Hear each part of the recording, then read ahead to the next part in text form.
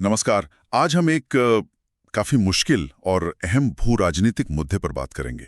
Iran और Israel का जो ये टकराव चल रहा है, हमारे पास इस पर एक भू राजनीतिक विश्लेषण है, तो हम उसी के आधार पर इस उलझे हुए रिश्ते को समझने की कोशिश करेंगे। हाँ, मतलब मकसद ये है कि इसकी जड़ें कहाँ हैं और अभी जो चल रहा है, ये शैडो वॉर जिसे कहते हैं, ये आखिर है क्या? क्योंकि सीधी लड़ाई तो है नहीं, पर विश्लेषण कहता है कि इसके नतीजे काफी गंभीर हो सकते हैं। तो चलिए खोलते हैं इसे, देखते हैं क्या निकलता है इसमें से। तो शुरुआत कहाँ से करें? विश्लेषण कहता है कि 1969 की ईरानी क्रांति एक बड़ा टर्निंग पॉइंट था। उससे पहले तो रिश्ते ठीक थे, बल्कि कहते हैं खुफिया लेवल पे सहयोग भी था। लेकिन क्रांति हुई और सब बदल गया। ईरान की जो नई सरकार आई, इस्लामिक हुकूमत, उसने तो इजराइल को मतलब छोटा शैतान कहना शुरू कर दिया और कहा कि इसका वजूद ही मिटना चाहिए। बिल्कुल। और यहीं से वो विचारधारा वाली बात सामने आती है ना? जैसा विश्लेषण भी बताता है, ये सिर्फ जमीन का मसला नहीं है। ईरान जो है वो खुद को एक इस्लामिक ताकत, एक क्षेत्रीय नेता के तौर पर देखता है और उसकी विचारधारा एंटी ज़ायोनिस्ट है। मतलब वो इजराइल के एक यहूदी राज्य के तौर पर होने का ही विरोध करता है। और दूसरी तरफ इजराइल है जो ईरान को, ईरान की बातों को, उसकी हरकतों को अपने वजूद के लिए ही सबसे बड़ा खतरा मानता है। तो 1969 के बाद ये दुश्मनी एकदम खुलकर सामने आ गई। और फिर इसमें जुड़ गया ये परमाणु वाला मामला। इसने तो तनाव को और ज्यादा ही बढ़ाया है। इजराइल हमेशा से कहता है कि देखो, ईरान जो है वो चोरी छिपे एटम बम बनाने में लगा है, और ईरान का स्टैंड ये है कि नहीं जी, हमारा प्रोग्राम तो बिल्कुल शांतिपूर्ण है, बिजली वगैरह के लिए है। विश्लेषण ये भी बताता है कि ये डर सिर्फ बम का नहीं है, ईरान की मिसाइल क्षमता भी बढ़ रही है और इजराइल उसे अपने लिए सीधा खतरा मानता है। सही कहा। और इसी डर की वजह से और शायद सीधी जंग से बचने के लिए भी ये लड़ाई एक शैडो वॉर बन गई है। विश्लेषण ये इसी को समझाता है। मतलब ये एक ऐसी जंग है जो आमने सामने नहीं लड़ी जा रही, ये पर्दे के पीछे से हो रही है। इसमें प्रॉक्सी गुटों का इस्तेमाल होता है, खुफिया ऑपरेशन होते हैं, साइबर हमले होते हैं। जैसे ईरान है वो लेबनान में हिजबुल्लाह को सपोर्ट करता है, फिलिस्तीनी इलाकों में हमास है, इस्लामिक जिहाद है। ये गुट फिर इजराइल पर हमले करते हैं, रॉकेट दागते हैं और इनको हथियार, पैसा, ट्रेनिंग ये सब ईरान से मिलता है।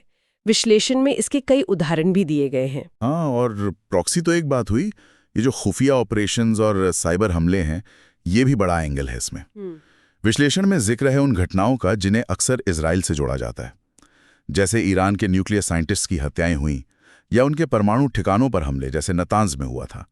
और दूसरी तरफ ईरान पर भी इल्जाम लगते हैं कि वो इजराइल के वाटर सप्लाई सिस्टम या पावर ग्रिड पर साइबर अटैक करता है। मतलब ऐसी कार्रवाइयां जिनकी जिम्मेदारी कोई खुल के नहीं लेता। बिल्कुल, ताकि सीधे सीधे उंगली ना उठे और युद्ध की नौबत ना आए, पर नुकसान पहुंचाया जा सके। और इसी से जुड़ी हुई है वो रीजनल पावर बनने की होड़। मिडिल ईस्ट में अपना दबदबा कौन बनाएगा?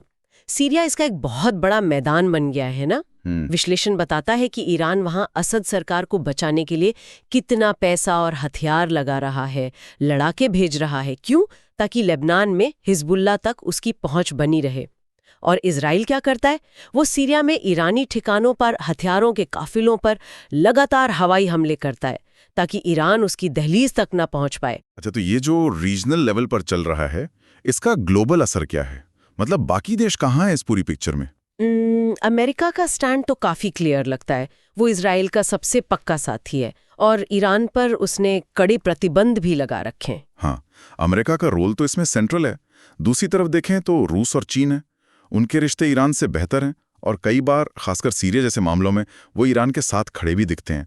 हालांकि उनका सहयोग उतना गहरा नहीं है जितना अमेरिका इजराइल का है। पर विश्लेषण एक और बहुत ही महत्वपूर्ण बदलाव की तरफ इशारा कर रहा है, वो है अब्राहम अकॉर्ड्स। ये वो समझौते हैं जिनसे यूएई, बहरीन जैसे कुछ सुन्नी अरब देशों ने इजराइल से रिश्ते नॉर्मल किए। और इसके पीछे एक बड़ी वजह ईरान का बढ़ता हुआ खतरा भी है। तो अब इन अरब देशों और इजराइल के बीच ईरान के खिलाफ एक तरह का अघोषित सा गठबंधन बन रहा है। ये पूरे रीजन का पावर बैलेंस बदल रहा है। तो मतलब कुल मिलाकर ये विश्लेषण हमें यही दिखा रहा है कि ईरान इजराइल का ये जो संघर्ष है, ये एक मल्टी लेयर्ड शैडो वॉर है। इसकी जड़ें आइडियोलॉजी में हैं। इसे हवा मिल रही है परमाणु शक शुबहे से, और जमीन पर यह क्षेत्रीय दबदबे की लड़ाई के रूप में दिख रहा है।